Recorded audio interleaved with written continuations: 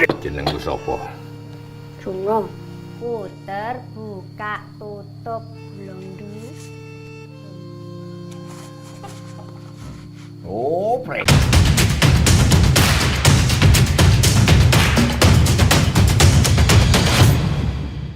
Hai, balik lagi di Speak Cinematic. Dan senang banget ini kita sudah ada di episode kedua. Dan tentunya masih barengan kita berdua. Saya Ibing Junior. Saya Mamsu. Yes, dan kali ini kita seperti biasa bakal ngomongin salah satu film yang kece banget yang wajib kamu tonton. Keren banget ya. Judul filmnya apa? Judul filmnya adalah Kucumbu Tubuh Indahku. Wah, ini teman-teman kalau pasti udah ini ya kalau misalnya ngerti judulnya gitu kan. Kalau udah tahu judulnya pasti juga penasaran banget film itu seperti apa sih kayak gitu. Iya. Karena di dalamnya ada beberapa bintang-bintang yang mungkin kita udah tahu ya. Ada beberapa nama yang juga udah beken dan terkenal juga sih. Kayak contohnya itu ada Randy Pangalila, terus ada dan banyak banget. Nanti kita bakal bahas satu persatu. Namun sebelumnya kita akan beralih dulu ke sinopsis. Ya, sinopsisnya langsung aja kali ya kita scoring ya. Kalau scoringnya menurut kamu berapa? Oke, untuk sinopsis ya. Pertama untuk sinopsis aku 90. Kalau Ibeng berapa, Ibeng? 90,5 deh. Karena ini bagus banget, sumpah ini bagus banget. Iya, ini jujur, bener sih, ini satu film yang bagus banget. Tapi saya nggak disebarin di semua bioskop di Indonesia ya. Cuma ada beberapa bioskop aja yang menayangkan ini. Tapi udah tayang nih sekarang nih, tahu lah ya nontonnya di mana. Nah, film Kucumbu Tubuh Indahku ini menceritakan tentang satu tokoh anak kecil namanya Juno yang akhirnya dia juga tumbuh dewasa menjadi sosok Juno yang dewasa ini gitu ya. Benar. Dan dari sinopsis ceritanya sendiri menurut aku alurnya juga bagus banget gitu loh. Parah, keren. Enggak terlalu berat juga, tapi alurnya itu langsung ya alur film banget lah ya. Benar. Terus dari ceritanya sendiri ngerasa nggak sih kayak kita tuh lagi nonton satu pertunjukan teater gitu.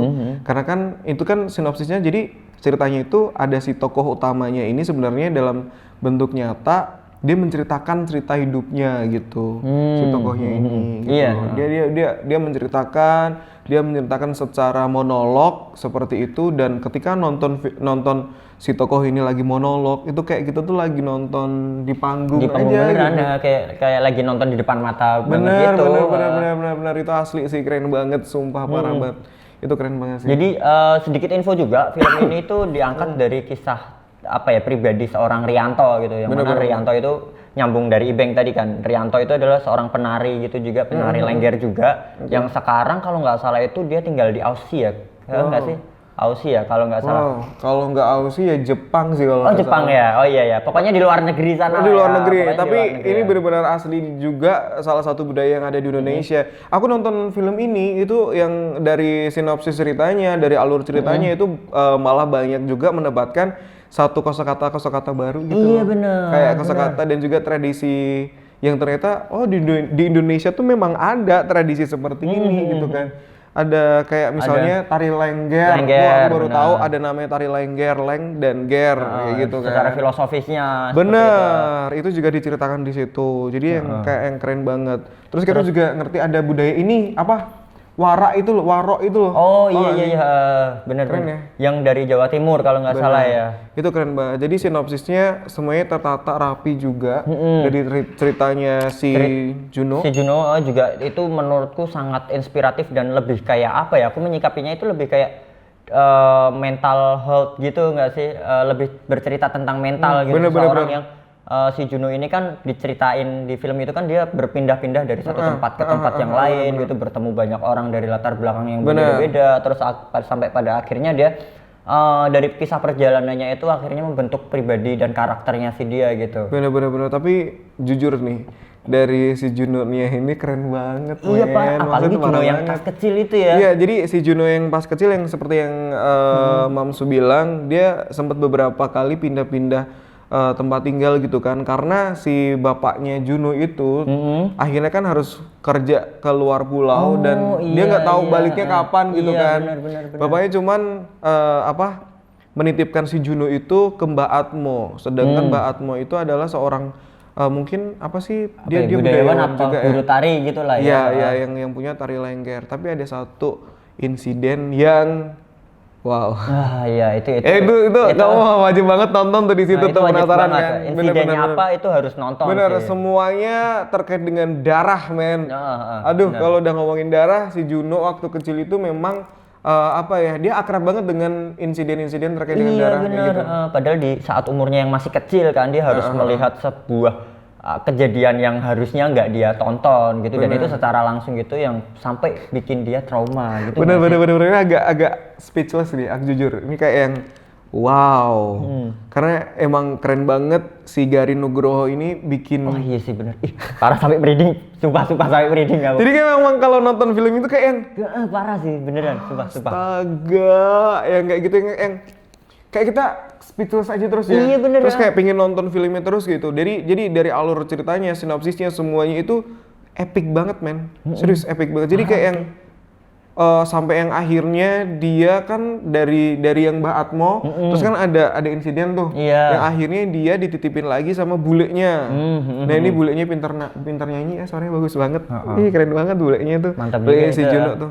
Ya Mantap. kan? Terus si bulenya itu juga kerja di di pasar, dia jualan ayam. Iya, peternakan lah ya pokoknya. And you know what, apa yang terjadi? Ternyata si Juno punya satu keahlian yang membuat dia famous satu kampung, ya kan? Itu adalah apa, Mas? Apa ya? Jadi harus diceritain nggak sih ini? Pak, ceritain aja. Jadi gini. Diceritain ya. Jadi dia itu si Juno itu bisa kayak apa ya istilah, bukan meramal lagi sih, dia bisa memprediksi anatomi ayam ini ya, anatomi lah ya, anatomi dari ayam.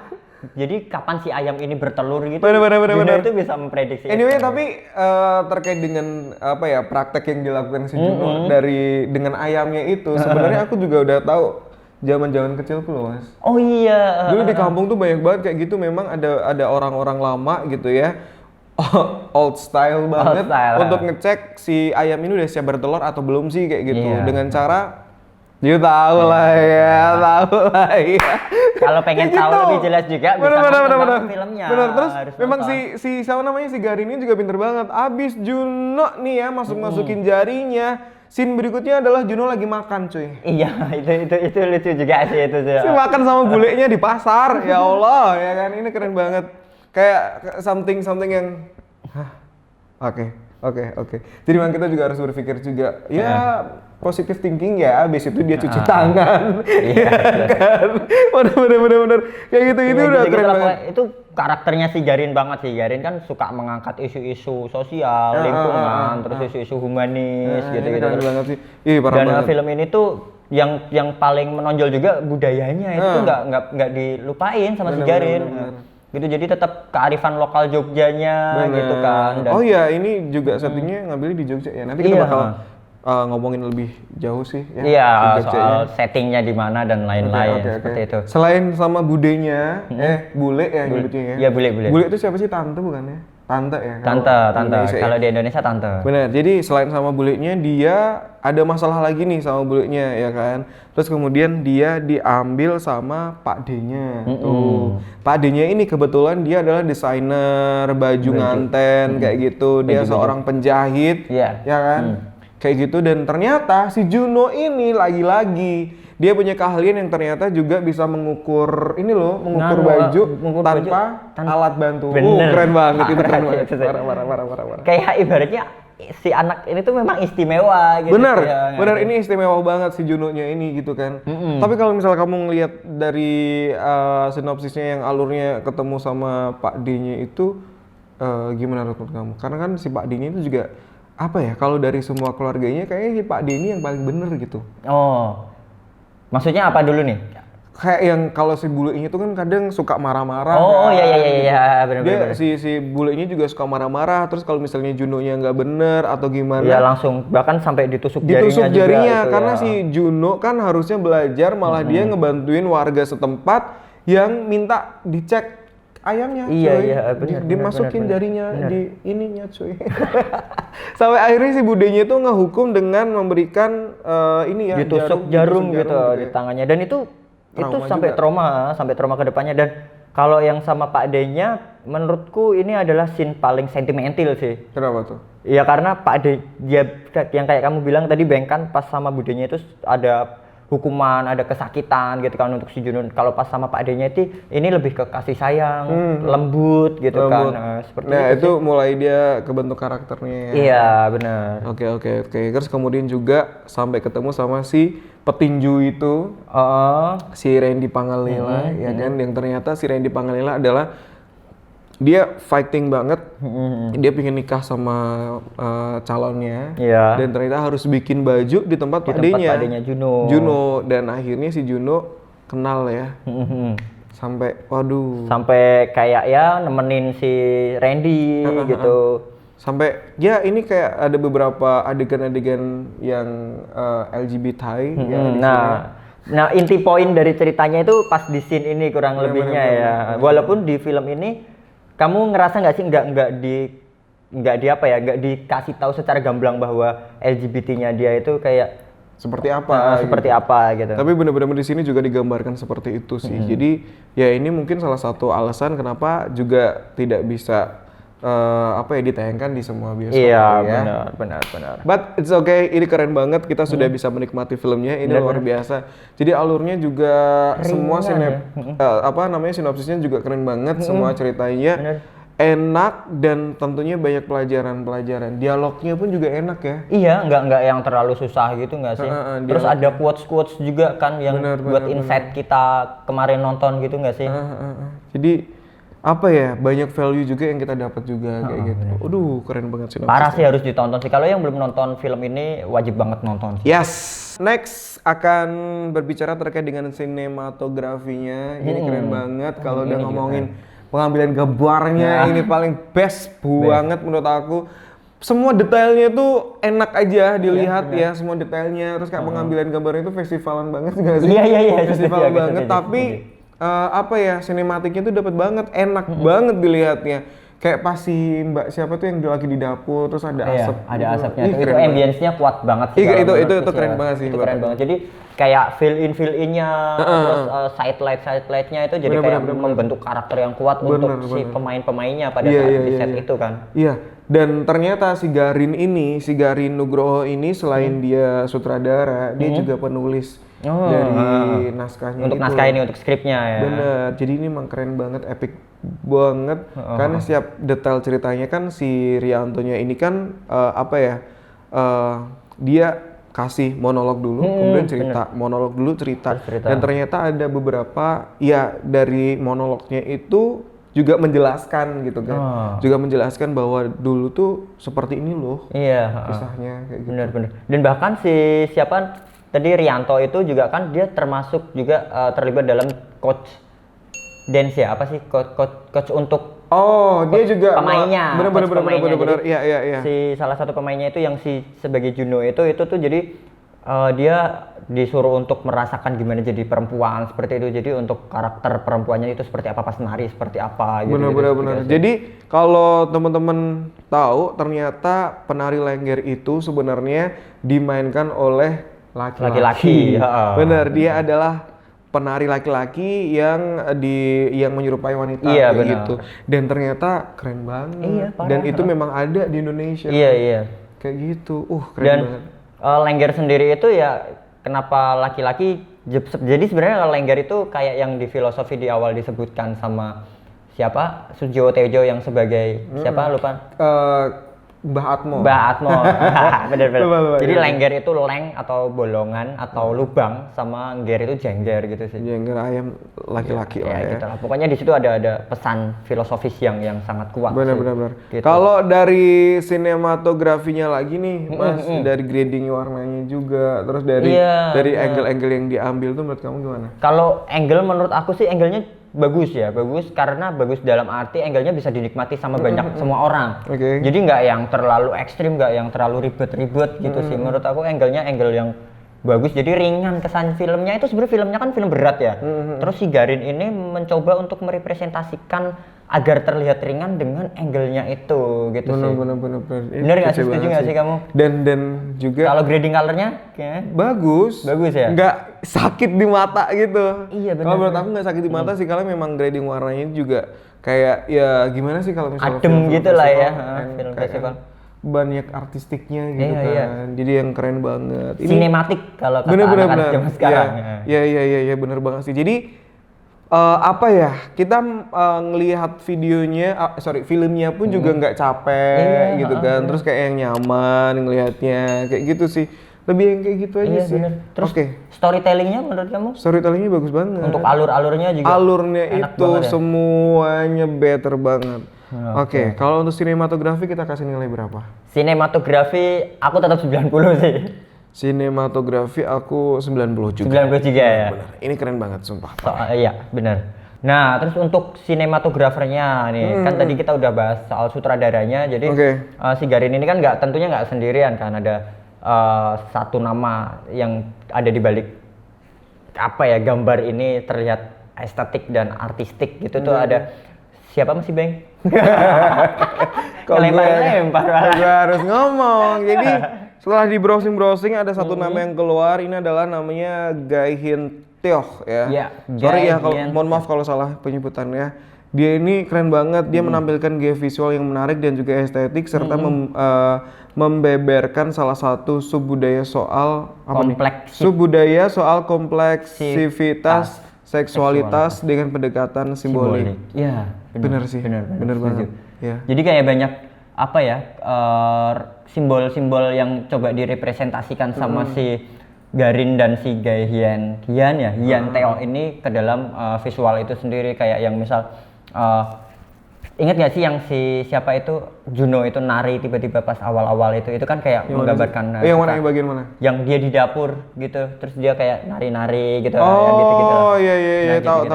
Itu kayak secara sederhana tapi itu penuh makna. Yang gitu, dia ada bawa wayang juga itu nggak sih? Iya. Bener kan? Yang ada kan beberapa scene tuh yang dia nari juga, terus akhirnya yang pas bapaknya pergi, terus dia juga nari-nari bawa wayang dalang itu. Keren banget anjir. Makanya aku mikir aku lupa yang bagian itu, tapi iya jadi keinget. Kepikiran banget gitu loh buat nampilin scene kayak gini gitu loh. Itu bagus banget sih, parah. Kita applause buat film ini sih. Terima kasih. Untuk sinematografinya keren. Film yang luar biasa. Oke. Kita beralih di sub berikutnya, kita bakal ngomongin tentang penokohan. Tokoh. Yes. Udah pasti keren banget karena ada Ki Atmo, Mbah Atmo. Siapa lagi kalau bukan Sujiwo Tejo. Ya, ini Sujiwo Tejo kalau udah ngomongin tentang something kebudayaan gitu ya, budaya atau bahkan dia mau jadi dalang, mau jadi apa, semuanya keren banget. Penyair pun juga keren. Penyairnya juga keren banget. Kalau misalnya kamu udah tahu lagu-lagunya Sujiwo Tejo gitu ya, bahwa beliau ini pinter banget untuk nyanyi, kidung kayak gitu. Iya. Nah, di salah satu sini juga nanti ada si Mbak Atmo ini bernyanyi ya. Iya, benar. Sebelum melakukan suatu tindakan yang bikin kita kaget. Ya, benar. Kaget banget. Merinding lagi aku sumpah. Itu keren banget sih. Emang ini satu sosok Mbak Atmo yang dimainkan sama Sujiwo Tejo ini, meski porsinya nggak terlalu banyak sih buat aku. Iya, cuma kayak nggak banyak ada banget di part yang depan-depan aja sih. Dan bener. Dan di situ tapi dia bisa tampil all out dan benar keren. Kena banget emosinya. Keren. Terus dari tari lenggernya juga ini dijelaskan oleh sama Mbah Atmonya ini gitu ya. Sama Mbah Atmonya ini sampai yang kita dijelasin pun juga ternyata gitu. Gini. Dan aku jujur baru tahu dari film itu loh, arti lengger itu sendiri. Benar. Ini keren banget Mbah Atmo. Terima kasih banyak ya. Terus ada juga pemain berikutnya itu yang sebagai Juno kecil. Itu setelah kita browsing di sini juga, itu dia adalah Raditya Evandra. Ya. Ini keren banget. Itu juga menarik sekali sih kalau menurut aku. Meskipun dia kecil, tapi untuk mengaduk-ngaduk emosi secara ekspresi dan gaya gestur tubuhnya dia tuh kayak wah. Udah pro banget sih. Nah, aku herannya tuh si Garin kok bisa ya dapat orang-orang kayak gini tuh loh, risetnya itu seperti apa gitu. Padahal ya menurut informasi pra syutingnya itu cuman butuh waktu 2 bulan doang. Benar. Keren banget sih ini. Gila. 2 bulan tapi udah dapat dengan orang-orang yang seperti itu juga. Iya, benar. Ini keren banget, ini parah banget sih sumpah. Iya, Selain itu parah juga kan si Muhammad Khan, Muhammad yang Khan, Juno besar. remaja itu juga menampilkannya juga dia total banget, Iya, total parah. banget, parah banget. Ya kan, dari itu juga dia sempat jadi satu apa sih? Dia satu istilahnya adalah gemblek. Tahu ya? Iya, gemblek. Gemblek. Ya ini ada satu kosakata yang baru juga menurut aku nih ya. Karena aku juga belum tahu banget. Ternyata iya. ternyata di Indonesia tuh ada istilah gemblek itu Iya, gitu. benar. Dan sampai aku sedikit browsing gitulah cari-cari gemblekan itu apa gitu kan. Gemblek itu Gemblek apa? itu gitu. apa gitu. Dan ternyata artinya Ya seperti itu. Jadi kayak yang kekasih simpanan gitu kali ya nyebutnya ya, kekasih simpanan. Jadi ada si Waro ini yang harus punya gemblek gitu loh, biar dia lebih semangat, lebih apa kayak gitu. Bahkan si gemblek ini tuh sometimes jadi ini apa rebutan sama waro-waro yang lainnya. oh iya benar. Bener kan ada adegan si waronya itu kan sampai dia bunuh-bunuhan juga dengan waro yang lainnya. Untuk memperebutkan si Si gemblek itu. si gemblek itu. Wow. Ini benar-benar banget. Gila, Terus ada satu nama lagi yang udah nasional juga Iya, datang di dan- situ adalah Randy Randy Pangalila. Pangalila. Ini keren banget. Ya. Bukan Randy Pandugo ya di sini. Bukan, bukan mau nyanyi Kalau sih. Randy Pandugo nyanyi nanti dia sama Isyana dong. Bener. Jadi ini adalah Randy Pangalila. Randy Pangalila itu jadi apa Mas Imam? Petinju. Bener.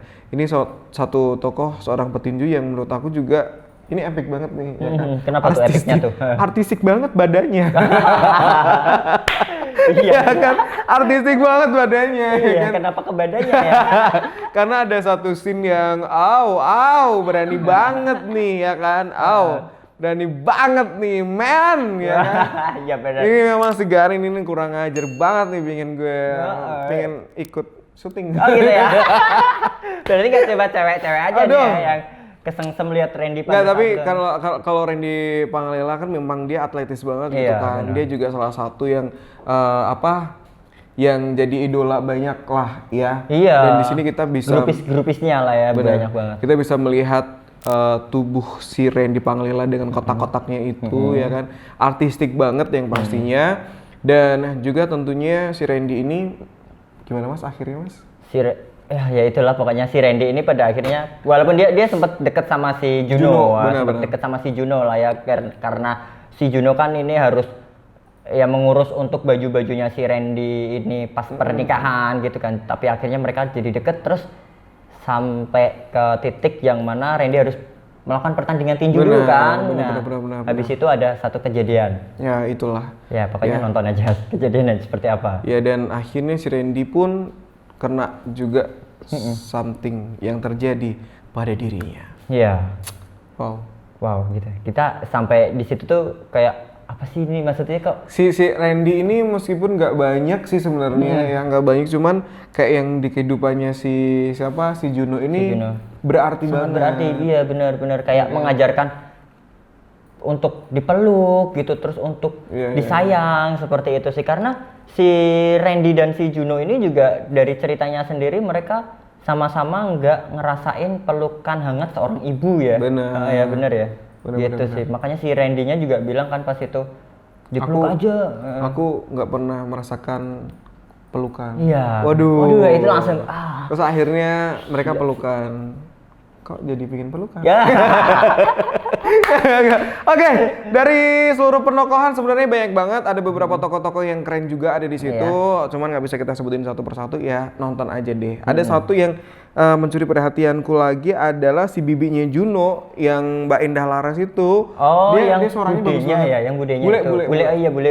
Itu suaranya bagus banget. Ya udahlah pasti ya Mbak Indah Laras itu suaranya. Jos keren banget. Itu juga keren. Langgam kalau ngelanggam itu juga bagus banget. Bagus. Oke. Kalau untuk penokohan, Mamsu, berapa nilainya? Penokohan aku kalau ngasih 90 ntar 90 semua ya, boleh nggak sih? Sebenarnya mau ngasih 100 aja sih, cuman kan tapi kesempurnaan hanya milik Tuhan. Oke. Jadi untuk penokohan nilainya adalah 9. Ya oke, Ya, 9. 9. Sama sih, gue juga 9. Karena semuanya andil ya di situ Iya. dan semuanya kayak yang nggak ada miss gitu sih menurut aku kayak yang wow. Semuanya sampai bapaknya Juno pun ya kan, sampai si bapaknya Juno pun yang notabene itu cuma sedikit doang. Iya, Itu dia juga cuma beberapa scene aja. menampilkannya juga bagus banget. Total banget. Ingat gak sih yang pas dia di sungai, di kali gitu? Wah, gitu ternyata dia juga Gini-gini aja total ya dia ya.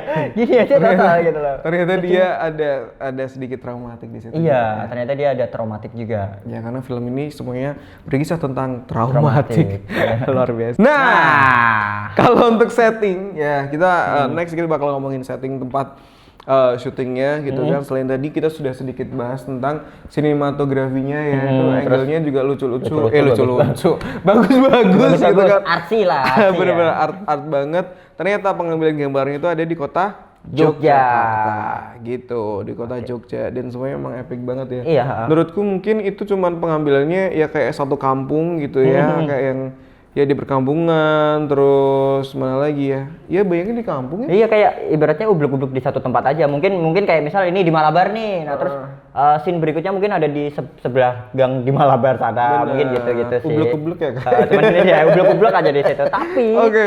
kerennya si Garin lagi-lagi dia itu kayak dengan kearifan Jogja yang kita tahu lah ya, kemajemukannya Jogja itu seperti apa dan banyak banget budayanya, itu tuh bisa jadi satu yang banyak banget gitu loh istilahnya gitu loh. Jadi kayak beragam, jadi dia Bener. bisa munculin keragamannya itu di situ. Luar biasa sih, keren banget sih setting tempatnya juga. Kayak waktu ada scene si Juno sama buliknya naik motor, terus ada kerinda lewat. Oh iya, itu yang bener-bener. orang mati lewat itu ya. Itu juga pas aja. Gitu. Bener-bener, itu traumatik si Juno pertama ya, kalau nggak salah ya. bener. Terus sama yang itu scene pertama yang si Juno jalan ke kayak hutan itu loh. Oh iya, dia ngambil gambarnya juga ada di lokasinya, ada di hutan juga. Jadi di hutan itu si Juno dia ngambil apa sih, belalang ya? Jangkrik. Jangkrik ataupun juga belalang yang akhirnya digoreng kemudian dia jual. Gitu. Dan ternyata dulu teman aku ini, ya, teman aku ini dia juga pernah ngambil cari belalang dengan cara seperti yang Juno lakuin. Iya, benar. Kan kamu pernah kayak gitu? Pernah, makanya pas pada saat pertama pas ini gambar apa sih? Oh, aku langsung nebak kan. Ini kayaknya tuh Habis ini gitu nih. rumah apa sih? Rumah Yuyu apa ya? Nek orang Jawa bilang ya Yuyu. Itu ternyata Iya, belalang. belalang. Ternyata itu adalah serangga atau belalang yang Jangkrik, ternyata lebih ke jangkrik sih. biar dia keluar, si Juno ini harus melakukan sesuatu. Iya, harus ini. dikasih air lah itunya. Diairin dulu gitu. Harus diakhirin dia, tapi epic banget sih itu. Jadi Dan kayak itu flashback. dijual. Itu dijual. Dan itu Astaga. Itu keren banget sih. Iya. Garin, luar biasa nih. Untuk settingnya kita kasih nilai Aku 8,5 ya. 8,5 juga. Oke. Karena dia oblek-obleknya di situ ya. Iya, karena ublek-ubleknya di situ sih. Oblek-oblek di situ. Walaupun keren juga, tapi tetap keren. Iya, keren banget. Maksudnya selisih 0,5 nggak ada masalah apa-apa sih, keren. Next, ada beberapa fakta-fakta unik yang udah kita cari. Yang pertama, film ini ternyata, saya akan baca ya. Film ini mendapatkan 2 petisi dari change.org dikarenapan bertentangan dengan budaya Indonesia. Ya itu kontroversialnya kemarin kan di situ ya. Benar. Terus kemudian yang kedua ada apa, Mas? Pelarangan tayang di 7 kota dan kabupaten dari 5 provinsi, yaitu Padang. Terus ada Palembang, Pekanbaru, Depok, Garut, Pontianak, dan Kuburaya, Kalimantan Barat. Wow, itu Lumayan banyak juga ya. lumayan ternyata banyak ya. juga. Ada 7 tempat. Sayang ya, padahal memang itu sebenarnya filmnya bagus banget. Iya, Ya. dan akan semalam sempat nonton wawancaranya si Garin gitu. Jadi sampai di Semarang pun juga pernah pas sudah naik tayang di bioskop, kan film ini sempat di bioskop nih. Cuman tapi beberapa hari langsung Di take down. Wow. Itu sih. Dan meskipun sempat ada bertentangan, film ini juga mendapatkan apresiasi dan juga prestasi yang sangat luar biasa. Wah, ini yang kayak epic comeback-nya. Benar. Jadi film ini itu mendapatkan 2 penghargaan dari 7 nominasi di Festival Film Tempo. Yang pertama adalah film pilihan Tempo dan juga sutradara terbaik. Wow. Tepuk tangan. Keren. Gini sih, Keren banget, keren Keren, banget, keren, keren. Terima kasih banyak. Dan juga tentunya film ini kalau nggak cukup 2 ya, aku kasih tahu nih, film ini meraih 8 penghargaan dari 12 nominasi di Festival Film Indonesia 2019. Wow. Mantap. Ini ada 8 penghargaan apa 7 penghargaan sih? 8 ya, 8 penghargaan Wow. Festival Film Indonesia ya, FFI. Benar. Selain itu juga di FFI ini mendapatkan penghargaan terkait dengan film terbaik, sutradara terbaik, pemeran utama pria terbaik, terus pemeran pendukung pria terbaik, penata musik terbaik, terus ada pengarah artistik terbaik juga, terus penata busana terbaik dan juga penyunting gambar terbaik. Memang sih ya kalau misal udah ngelihat kecumbu tubuh indahku, ini memang kayak satu paket komplit gitu gak sih? luar biasa sih. Garin, Ya, luar biasa. Garin lagi-lagi Mas Garin, sembah gitu sih kalau aku sih. Dan juga tentunya masih ada lagi penghargaan sutradara terbaik pertama bagi Garin Nugroho. Jadi ini adalah penghargaan pertama dari Mas Garin Nugroho dari film Kucumbu Tubuh Indahku. Semoga menghasilkan film-film terbaik juga ya Mas Garin ya di Indonesia yang tentunya juga bermutu, juga mengangkat isu-isu yang sangat luar biasa yang tentunya bisa membuka mata hati kita semuanya. Iya, keren. Wow. Terus ada juga tuh untuk film ini tuh pernah mewakili Indonesia di nominasi Piala Oscar tahun 2020. Wow. Gitu, dan itu adalah film pertama Indonesia yang tembus sampai di Oscar gitu. Wow, Gila, ini keren gila, banget. gila. Keren Di banget. saat di Indonesia, di negeri sendiri ini kayak dicemooh, di boykot dan lain-lain, malah di negeri orang lain dan ini kelas internasional malah diterima gitu. Heran gak sih? Iya, oke, it's okay, Sebenarnya. it's okay. Kita harus lebih open minded lagi dengan film-film seperti ini mungkin ya. Dan juga tentunya yang bikin aku amazed adalah dari fakta yang berikutnya. Dengan film yang sangat luar biasa ini ternyata persiapannya cukup dengan 2 bulan saja. Iya. Ini keren banget sih Garin ya, angkat aku jadi muridmu. Oh bukan.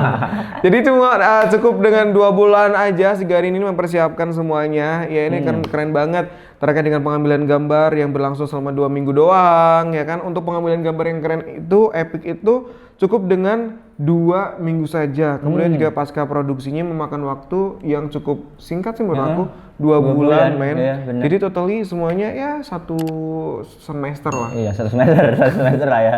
1 semester lah, ini keren banget. 6 bulan udah dapat film yang sangat luar biasa dan epic banget. Ini aduh keren banget pokoknya. Keren. Dan tentunya film ini juga mendapat apresiasi dari beberapa nama besar di Indonesia kayak termasuk Najwa Shihab gitu kan. Terus ada siapa tuh namanya, suaminya Paula siapa? Baim Wong, gitu-gitu sih. Keren banget. Dan juga tentunya dapat apresiasi dari Speak Cinematic. Coba banyak pokoknya. Keren banget. Selanjutnya kita akan bahas adegan favorit kita. Oke. Semua adegan di situ sebenarnya favorit semua sih menurut aku. Iya. Tapi ada beberapa yang bikin hah kayak gitu ya. Iya, benar.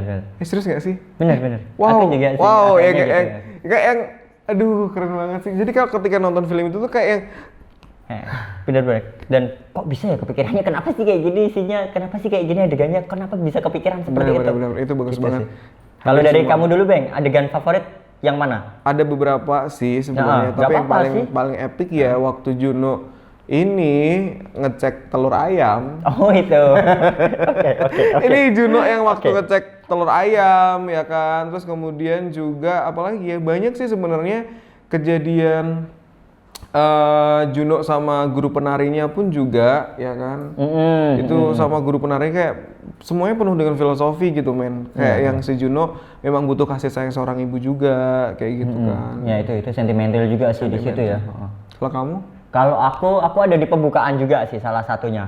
Di pembukaan ingat nggak sih yang si Juno narasi Juno besarnya ngomong terus kan langsung geser kan kamera kan terus langsung bayangin ke Juno kecil gitu. Ya. Nah itu tuh kayak wow. Mau ngomong kasar sih aku malah. Itu tuh kayak kenapa Bagus sih banget kepikiran ya. kayak di saat yang lain film kan langsung ditransisi kan. Kalau ini dia enggak, dia halus jadi ya. halus gini, malah geser langsung. Oh ini setting aslinya. Bener. Jadi pengambilan gambarnya juga keren banget gitu. Itu dan scene-nya juga simple tapi kenapa sih bisa kepikiran kayak gitu? Iya, bener. Marah sih. Leng. Leng.